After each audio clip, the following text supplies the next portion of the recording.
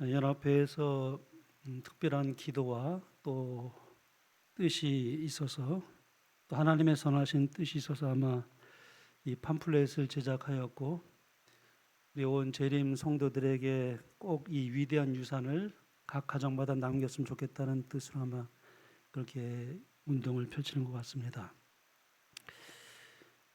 제가 이 귀한 사업에 맞물려서 그 예언의 신이 우리에게 주어지는 그 성경의 그 분명한 증거가 어떤지 제가 오늘 여러분과 함께 한번 살펴보기를 원합니다. 먼저 요한계시록 12장 17절의 말씀 한번 보겠습니다. 용이 여자에게 분노하여 돌아가서 그 여자의 남은 자손 곧 하나님의 계명을 지키며 예수의 증거를 가진 자들과 더불어 싸우려고 바닷모래에 서 있더라 그랬습니다. 여기서 교회는 뭘 표상합니까? 여기서 여자는 뭘 표상합니까? 교회를 표상합니다. 창세기 3장 15절에 보면은 하나님께서 뱀을 매개로 해서 그 아담과 하와를 유혹한 그 사탄에게 이러한 선고를 했습니다. 보면은 내가 너로 여자와 원수가 되게 하고 내 후손도 여자의 후손과 원수가 되게 하리니 여자의 후손은 내 머리를 상하게 할 것이요 너는 그의 발꿈치를 상하게 할 것이니라. 하나님께서 사탄에게 내리신 이 선고는 선고임과 동시에 하나의 예언이었습니다. 이것은 마지막 종말에 이르기까지 이 땅에 사는 모든 사람들이 선과 악의 대쟁투에 하나님 편이든지 사탄의 편이든지 한쪽 편에 가담해서 이 싸움에 참가하게 될 대쟁투를 미리 보여주는 것이라고 말할 수 있습니다.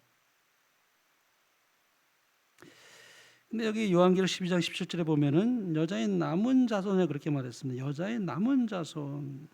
각 시대마다 하나님께서 시대마다 하나님의 백성들이 늘 존재해 왔습니다.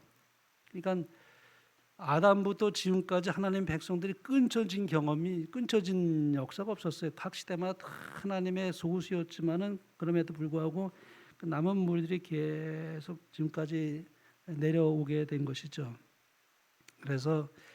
그런데 이제 특별히 이제 예수님의 재림을 앞두고 이 마지막 시대에 있게 될 그 마지막 남은 자손을 말합니다. 우리가 이제 릴레이 그 육상 경기를 보면은 그 계주가 있지 않습니까? 계주. 그럼 제일 마지막 주자가 있어요. 여러분 그 계주의 팀에서 그 각 그 계주의 그 선수들이 다 의미가 있죠. 만약에 그 이어지지 않으면 안 되잖아요. 그 다 잘 뛰어야 돼요. 한 사람도 잘 뛰는 것이 모두가 다 잘 뛰어야 돼요.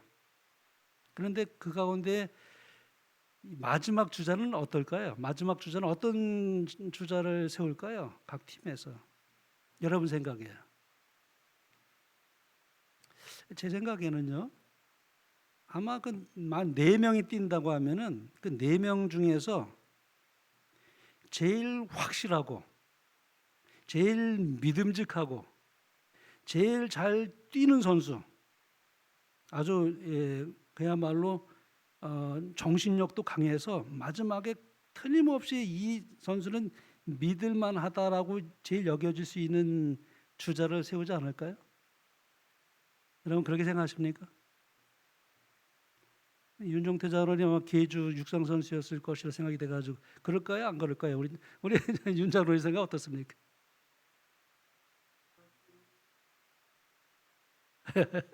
그럴 것 같아요. 이제 우리 저 미국에서도 보니까 여자 그 400m 계주 제일 잘 뛰는 선수, 아주 믿음직한 선수를 제일 마지막에 세우더라고요. 그리고 이제 금메달을 하는 걸 제가 봤습니다. 마지막을 끝내주는 가장 확실한 선수를 맨 뒤에 둘 것입니다. 이 마지막 선악의 대쟁투에서도요, 하나님께서는 이 여자의 남은 자손인 이 마지막 주자를 세워서 구속 사업을 마치게 할 것인데, 그 특성이 여기 두 가지로 나타나 있습니다. 그 특성이 두 가지예요. 첫째는 그 백성이, 그 특징이 뭐냐면 하나님의 계명을 지키며 그랬습니다. 하나님의 계명을 지키는 백성이에요. 그들은 하나님의 계명을 지키는 무리가 될 것입니다. 여기서 말하는 계명은 율법과 같은 말이죠. 하나님의 계명, 율법을 지키는 백성이 될 것입니다. 제가 이제 한글을 좀 읽어보겠습니다. 사탄이 하늘 궁정에서 일으킨 대쟁투는 신속하게, 매우 신속하게 영원히 종결될 것이다. 머지않아 세상의 모든 거민들은 하늘 정부의 편에 서거나 아니면 그 반대편에 서거나 하게 될 것이다. 우리는 주의를 기울이게 될 전 세계 모든 사람들에게 대쟁투에서 쟁점이 되고 있는 원칙들, 그 영혼의 영원한 운명이 달려있는 원칙들을 분명히 해야 한다. 우리는 하나님의 율법에 불순종함으로 큰 배도자를 따르겠는가? 아니면 내가 나의 아버지의 계명을 지켰노라고 선언하신 하나님의 아들을 따르겠는가? 하는 질문의 중요성을 절실히 느끼게 해야 한다. 결국은 내가 하나님 편에 서지 않으면 결국 뭐예요? 사탄의 편에 가담하게 될 것이라고 말씀합니다. 두 무리 중에 하나죠. 결국은 그런 개쟁점이 분명히 있게 될 것을 말씀하고 있습니다. 근데 여기 보니까 10계명 중에 첫째 계명이 뭘까요? 뭐죠? 너는 나 외에는 다른 신들을 내게 있게 하지 말지니라 그랬어요. 우리 결혼할 때도 언약을 맺잖아요. 서약을 하잖아요. 신랑 신부가 당신은 이 남자만을 사랑하겠습니까? 그러잖아요. 여자에게는요. 당신은 이 남자만 사랑하겠습니까? 아니 왜 꼭 한 사람이어야 돼요? 다른 사람 좀 남겨두면 안 될까요? 그러면 언약이 성립이 되겠습니까? 절대 안 되죠. 오직 이 남자에게 나를 구별해서 오직 이 남자만 사랑하겠노라고. 여자도 마찬가지. 그래서 우리가 사랑이라는 것은 독점 계약이라고 말할 수 있어요. 독점 계약입니다. 하나님이 나 외에는 다른 신을 있게 하지 말지니라. 왜 그럴까요? 사랑은 독점 계약이에요. 하나님보다 내가 뭔가 더 마음을 두는 것이 있다면은 그건 안 된다는 것입니다. 당신 나 얼마나 사랑해? 95%. 어이구 A 플러스네. 그렇게 우리가 말할 수 있는지 모르겠지만 우리가 어떻습니까? 그럼 5%는 어디 간 거야? 누구에게 줬어? 이렇게 되면 이게 말이 안 되잖아요. 100%입니다. 100을 요구합니다. 사랑은 100을 요구해요. 부부간의 사랑이 그것입니다. 그러니까 마찬가지로 하나님과 피조물 사이의 사랑의 관계는 100%를 요구하는 거예요. 그래서 첫째 계명은 하나님께서 그렇게 피조물과의 언약을 세운 것입니다. 아주 중요한 것이죠. 그 다음에 두 번째가 뭡니까? 우상을 섬기지 말라. 우상이 우리가 내가 당신하고 결혼한 거는 당신이 뭐 좋아서 결혼한 게 아니라 당신이 부잣집이 그 딸이니까 내가 결혼했지. 이게 말이 됩니까? 그러면 그 말을 듣고 어떻게 생각하겠어요? 그러니까 우리는 그 사람이 사랑의 대상이지 그 사람 외에 내가 더 마음을 두는 것은 그게 다 우상이라는 것이에요. 우상이라고 말할 수 있습니다. 내가 하나님보다 더 마음을 두는 게 있다? 내가 물질을 더 하나님보다 더 내가 마음을 두고 있다? 아니면 내가 명예를 더 내가 마음에 두고 있다? 아니야, 나는 권세, 이 권력이 참 좋아. 하나님보다는 권력이야. 그 어떤 것도 들어가면 뭐예요? 그 우상입니다. 그래서 하나님은 우상을 두지 말라고 말씀했습니다. 그리고 우리가 제가 이제 이 세 번째 계명이 뭡니까? 하나님의 이름을 망령되이 이거지 말라 그랬습니다. 인격적인 관계입니다. 그래서 우리가 부부간의 관계도 우리가 상대방을 멸시하거나 깔보면 사랑이 됩니까? 소위 말해서 그럴 수 없죠. 내가 존경하지 않으면 사랑할 수가 없어요. 부부간에도 그렇습니다. 무엇인가 내가 상대방을 귀히 여기고 인격적으로 존중하는 것이 없으면은 사랑이 성립되질 않아요. 하나님도 마찬가지입니다. 하나님과 이 피조물의 관계에서는 인격적인 관계이기 때문에 우리는 하나님을 사랑하기 때문에 하나님의 이름을 더럽히거나 하나님의 이름을 망령되게 부르는 것을 절대 우리가 할 수가 없는 이 사랑의 관계, 언약 관계입니다. 그래서 우리 부부간의 관계를 생각하면은 하나님과 관계를 좀 더 이렇게 이해하기가 쉬울 것 같아요. 그 다음에 우리 네 번째 계명이 뭡니까? 안식일을 기억하여 거룩히 지키라 그랬습니다. 아니 당신이 뭐 때문에 나에게 이걸 지키라고 요구하십니까? 내가 하나님이다. 내가 너를 창조한 하나님이다. 요구할 만 합니까? 요구하죠. 요구할 수 있는 것이죠. 나를 창조한 하나님이시기 때문에 지키라고 하는 것에 대해서는 우리가 그거에 대해서 어떤 경우도 우리가 그것에 대해서 어떤 그런 거를 구실을 달 수가 없는 것입니다. 그것이 유지되어야 사랑이 유지하게 되어 있습니다. 하나님과 피조물과의 관계에서도 분명히 안식일은 나중에 이 마지막 쟁투에서 큰 쟁점이 될 날에 올 것입니다. 이 안식일이.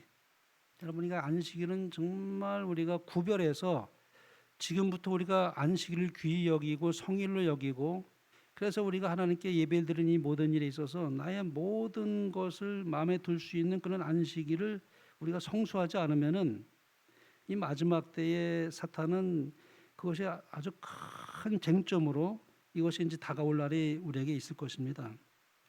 그래서 이제 우리가 온 세상이 그것을 알게 될 것입니다. 안식일이 옳다는 것을 다 알게 될 때 그럼에도 불구하고 하나님께 마음을 드리지 않는 사람들은 어떻게 될 것인가? 여기 이렇게 말씀합니다. 그 쟁점이 자기 앞에 분명히 나타나는데도 인간의 법령을 지키기 위해 하나님의 율법을 유린하는 사람은 누구나 짐승의 표를 받으며 그는 자기가 하나님 대신 복종하기로 선택한 세력에 충성한 표를 받는다. 결국은 안식일이 하나님의 인으로 나타날 날에 분명히 올 것이고 일요일은 거짓 안식일은 분명히 짐승의 표로 나타나게 될 날이 분명히 이제 오게 될 것을 말씀하고 있는데요. 그래서 여기 이렇게 말씀합니다. 개신교회들은 고방권의 소산인 거짓 안식일을 받아들이고 그들을 하나님의 거룩하고 성별된 날보다 높였다. 주일 중 첫째 날은 참된 안식일이 아니며 참된 안식일에 관한 빛을 받은 후에도 우리가 그 날을 지키는 것은 하나님의 율법을 분명히 부인하는 것임을 자녀들에게 밝히 가르치는 것이 우리의 할 일이다. 우리 자녀들에게 밝히 가르쳐야 할 일이라고 그렇게 말씀합니다. 그것이 빛이 다 비춰졌음에도 불구하고 안식일을 지키지 않고 일요일을 따라간 무리가 많이 있을 것을 말씀하고 있어요. 그래서 우리가 하나님의 계명을 지킨다는 것은 대단히 중요한 남은 무리의 그 첫째 특성이라고 말할 수 있습니다. 그 다음에 이제 제가 이제 여기 보니까 다섯째 계명부터 이제 그 열째 계명 있지 않습니까? 그건 결국 뭐예요? 모든 사람과 다 잘 지내라는 것입니다. 모든 사람하고 다 원만한 관계를 가지고 잘 함께 지내라는 뜻이죠. 이것이 이제 수평적으로 수직적으로 하나님과의 관계를 먼저 가지고 그 다음에는 우리는 수평적으로 모든 사람의 관계를 잘 지내라. 우리는 이 하늘에서 만날 사람들을 미리 뭐예요? 이 땅에서 만나고 사귈 수 있는 특권과 은혜를 받은 백성들이에요. 우리 교회에 있는 우리 여러분, 우리가 한 분 한 분을 다 보시기 바랍니다. 우리가 하늘에 가서 미리 만날 사람들 여기서 지금 만나고 계셔요. 얼마나 우리가 귀한 존재입니까? 한 분 한 분이 이 땅에서 미리 만나는 것이에요. 하늘에 가서 만날 사람을 미리 만난다. 그러므로 우리가 모든 사람과의 관계를 우리가 바르게 하는 것을 여기 이제 성경은 말씀하고 있습니다. 자, 그러면 이제 본론으로 돌아가서 이제 이 시간에 여자의 남은 자손의 두 번째 이제 특징이 뭐냐면은 예수의 증거를 가진 사람들 그랬습니다.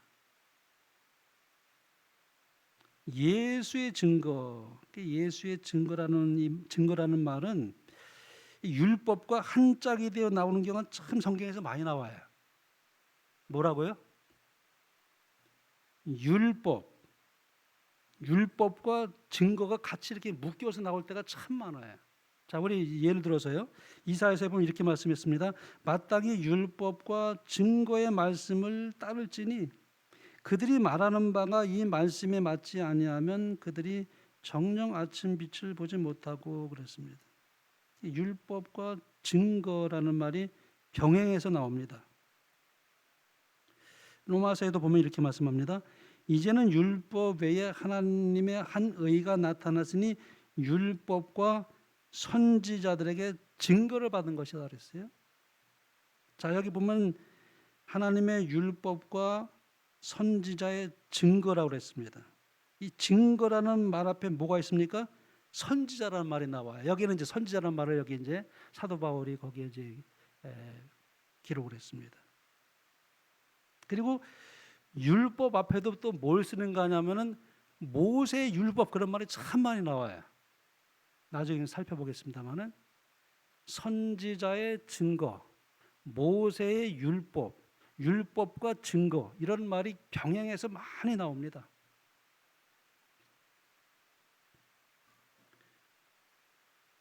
쉽게 말하면은 우리가 이렇게 생각할 수 있겠습니다. 나사렛 예수가 하나님의 아들인 것을 우리가 어떻게 알 수 있습니까? 어떤 분은 십자가에 못 박혀서 그분이 우리의 메시아다, 구주다. 근데 십자가에 못 박힌 사람이 얼마나 많습니까? 로마 시대에. 예수님이 도덕적으로 아주 선하고 아주 착한 사람이었으니까 그러지 않습니까? 라고 말하는 사람이 있는지 모르겠어요.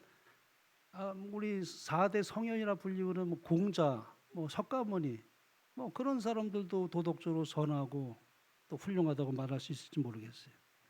그것이 아니죠. 예수님이 하나님의 아들이시라는 것을 우리가 어떻게 확신할 수 있는가? 방법이 딱 하나입니다. 방법이 딱 하나예요. 그건 뭐냐면은 예수님께서 부활하신 다음에 가장 먼저 하신 일이 바로 그거였습니다. 요한복음 1장 44절에 보면 이런 말씀이 나오죠. 빌립은 안드레와 베드로와 한 동네 베세데 사람이라 빌립이 나다나엘을 향하여 찾아 이르되 모세가 율법에 기록하였고 그랬어요. 모세가 율법에 기록하였고 여러 선지자가 기록한 그 일을 우리가 만났으니 요셉의 아들 나사렛 예수니라. 전도를 하고 있어요. 빌립이 나다나엘을 찾아가서 자, 이 나사렛 예수는 어떤 사람이라고요? 모세가 율법에 기록했고 여러 선지자가 기록한 그 일을 우리가 만났다. 나사렛 예수가 하나님의 아들이라는 것을 무엇으로 아는가? 모세가 율법에 기록했고 여러 선지자가 기록한 증거가 바로 그분이 나사렛 예수다. 그렇게 말하고 있습니다.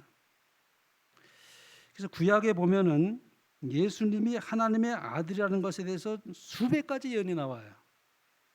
수백 가지 예수님에 대해서 예언을 얼마나 많이 기록했는지 수백 가지 예언이 기록이 되어 있습니다. 몇 년 몇 월 몇 시에 돌아가신다는 그 예언까지 나와 있어요. 또 얼굴이 어떻다는 것도 나오죠. 이사야 53장에 보면은 볼품이 하나도 없다 그랬습니다. 오늘 우리 윤 장로님 말씀하시기를 모세가 준수했다 그랬잖아요. 근데 우리 예수님은 이사야 53장에 보면은 뭐예요? 볼품이 없는 거로 나옵니다. 아주 정말 세속적인 말로는 깔보기 쉬운 그런 얼굴 모양으로 오는데 풍채도 없고 볼품이 없고 연한 순 같고 그런 말이 나와요. 사람들이 경멸하기 쉽게 볼 수 있는 매력이 없는 그런 외모로 올 것이라고 말씀합니다. 부자의 무덤에 들어가게 되고 강도와 함께 죽게 되고 또 은 30냥에 팔리게 될 것을 예언하고 있고 또 처녀에게서 낳아야 되고 또 탄생지는 꼭 베들레헴이어야 되고 또 이루 말할 수 수백 가지 예언에 예수님이 돌아가실 몇 월 몇 시까지 다 기록이 돼서 나옵니다. 그리고 뼈가 꺾이지 않을 것이라고까지도 나와요. 우리 두 강도는 뼈가 꺾여서 죽었잖아요. 근데 예수님이 이미 심장 파열로 돌아가셨기 때문에 분병들이 이렇게 창을 찔러보고서 어떻게 했어요? 이미 어떻게 해요? 운명하셨기 때문에 뼈를 꺾지 않았어요. 그것까지도 성경에 예언되어 있습니다. 예수님이 어떻게 돌아가실 것에 대해서 자세하게 다 예언되어 있어요. 그래서 예수님께서 그래서 우리가 보면은 구약이 없으면 이 예수님이 하나님의 아들이시고 구주인지를 우리가 알 수가 없어요. 확인할 길이 없습니다. 그래서 우리 구약은 참 중요합니다. 우리 오늘 출애굽기 배우지 않습니까? 얼마나 중요한지 몰라요. 모든 것이 다 그렇게 예언되어 있는 그 예언을 성취한 분은 우주에 딱 한 분밖에 없어요. 예수님밖에 없습니다. 다른 사람이 존재하지 않아요. 그래서 우리가 예수님이 하나님의 아들이라서 한 것은 뭘로 확인할 수 있는가? 구약 성경을 보지 않고는 확인할 길이 없어요. 그 예수님께서 그런 방법으로 제자들을 성경 공부시켰어요.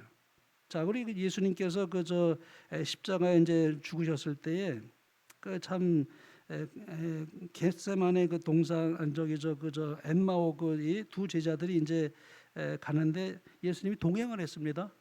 동행을 해가는데 이제 그 엠마오 두 제자들은 나그네인 줄 알고 그렇게 처음에 생각했는데 가면서 서로 얘기를 하는 장면이 나와요.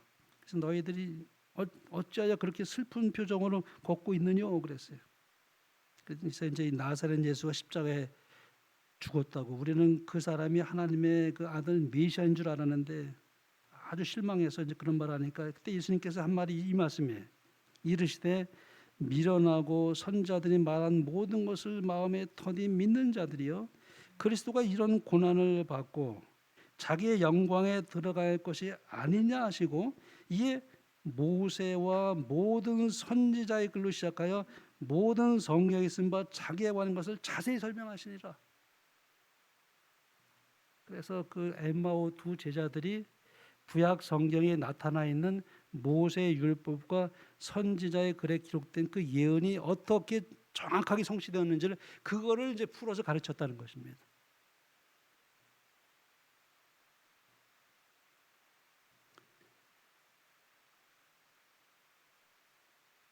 나에 대해서 신원 조회를 해보라는 것이 모세한테 물어보고 선지자들에게 물어보라는 것입니다.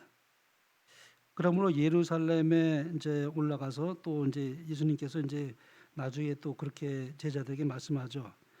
제자들을 만나가지고 한 말씀이 이제 거기에 이제 기록되는데 예수님이 부활해서 다락방에 나타나니까는 그들이 무서워서 귀신이다 그랬죠. 귀신이라고 생각했습니다. 그들이 참 어떻게 보면 참 생전에 죽은 자도 살리는 것도 보았고 또 문둥병자도 고치는 것도 보았고 또 소경이 눈을 뜨는 것도 보았고 베드로는 아예 갈릴리 바다를 걷는 그런 경험도 했고 정말 그 많은 이적을 목도했지만 예수님께서 십자가에 못 박히실 때 다 도망갔습니다. 그렇게 확실하게 그들이 봤는데도 불구하고 다 도망갔어요. 그러니까 우리가 이적을 봤기 때문에 나는 확실히 믿는다라고 말하기가 어렵습니다. 베드로후서 1장에 보면은 베드로가 이런 말을 했어요. 자기가 갈릴리 바다도 걸어갔잖아요. 그리고 또 죽은 자도 살아가는 거 봤잖아요.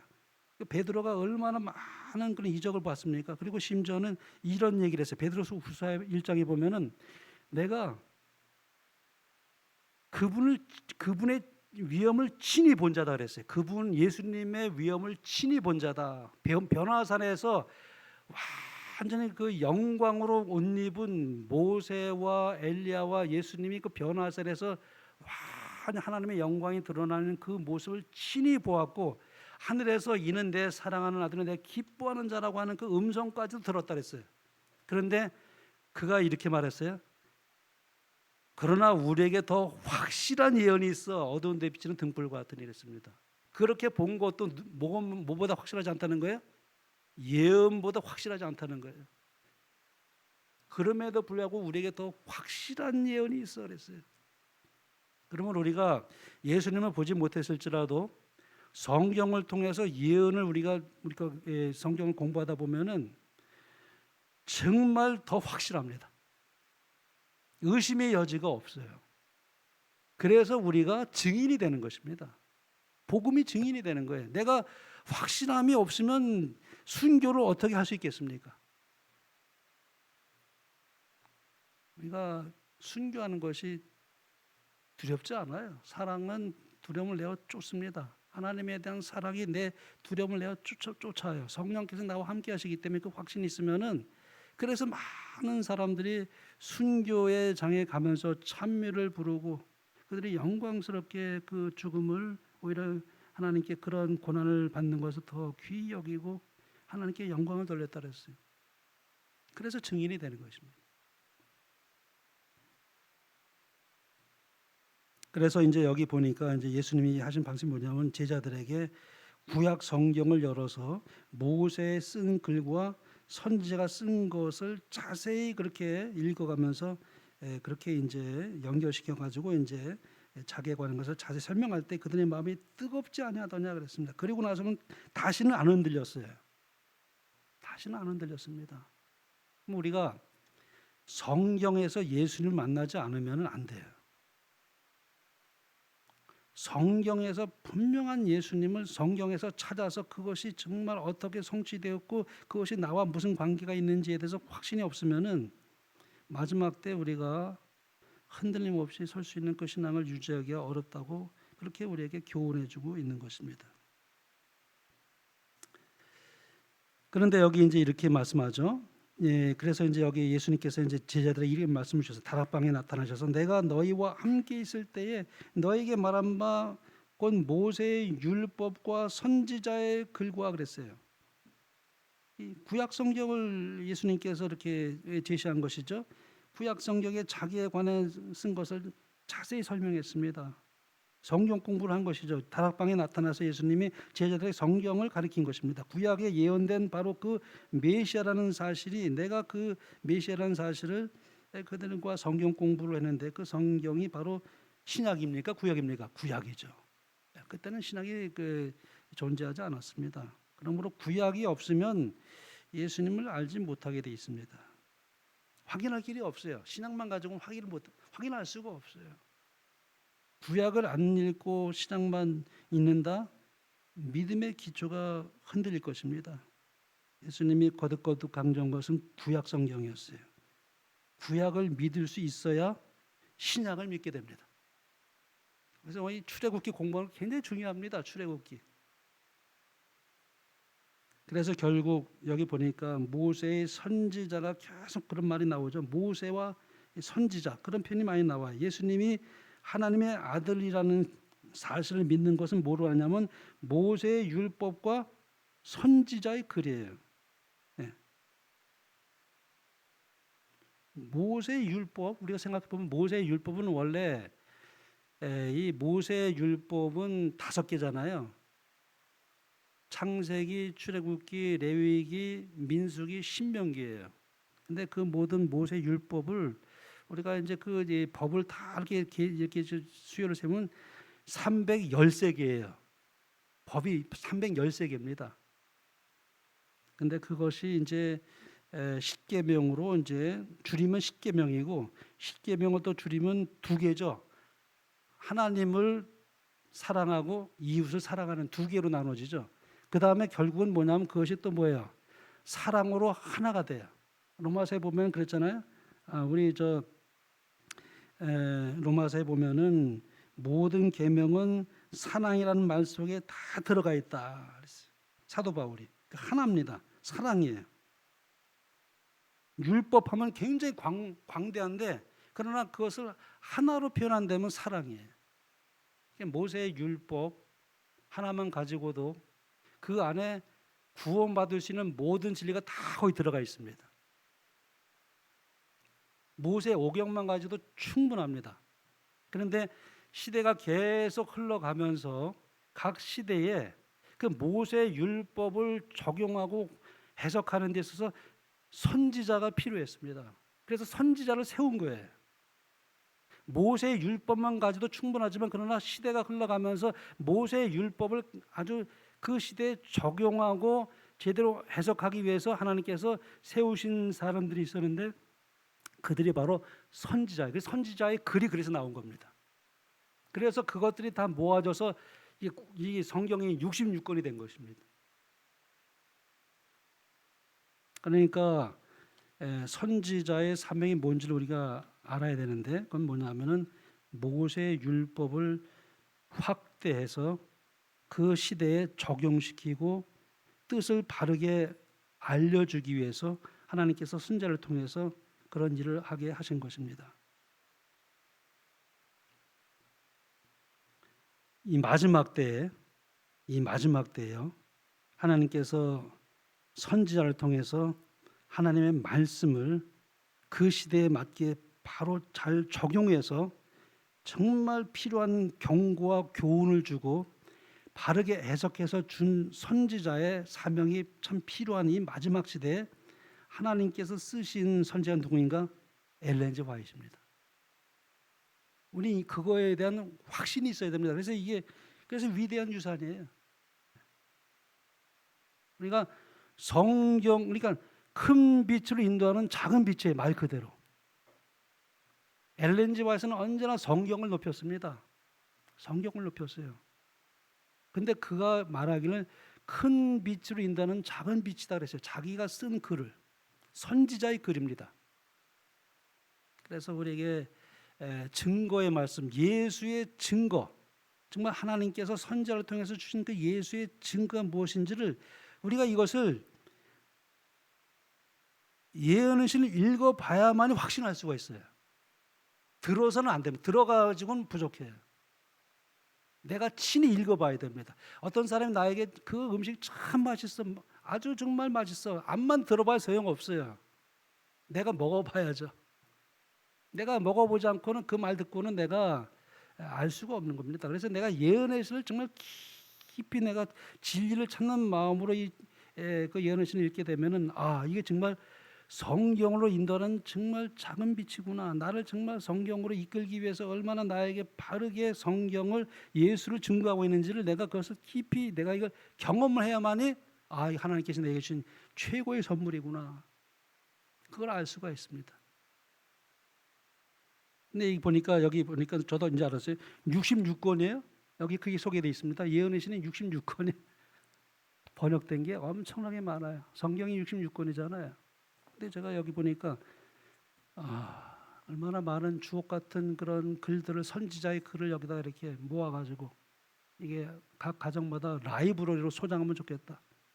근데 여러분 예수의 증거, 시대의 소망을 읽어보면은요 얼마나 예수를 바르게 증거하는지 감동이잖아요. 시대의 소망을 읽고 그런 것을 느끼지 못할 사람이 없어요. 내가 거듭나면은 시대의 소망을 읽고 내가 감동을 받지 않을 수가 없습니다.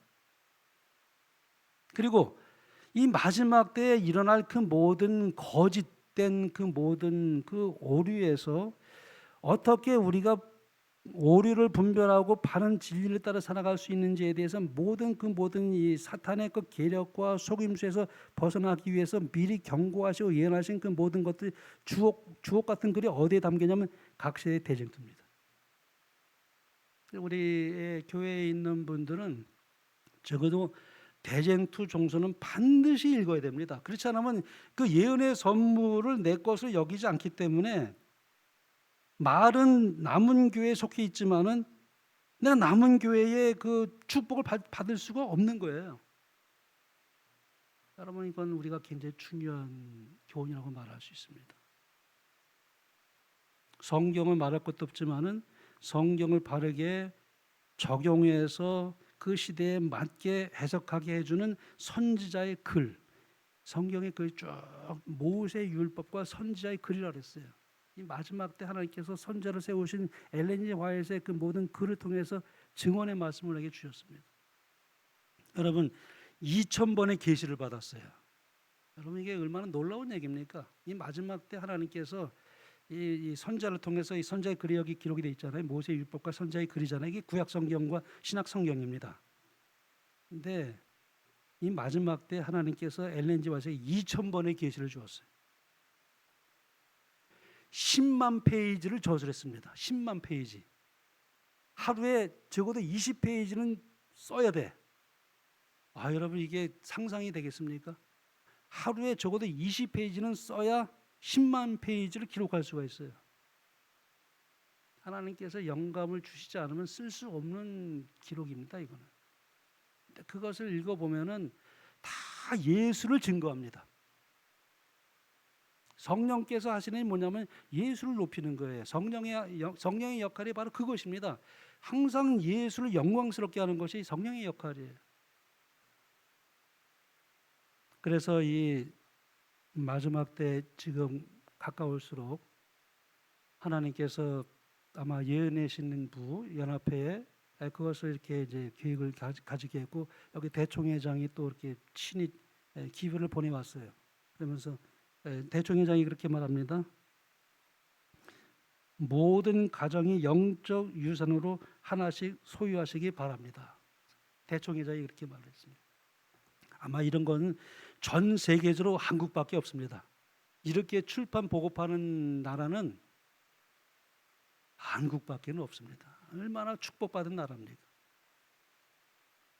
그래서 우리가 이 기회에 선지자를 신뢰하시기 바랍니다.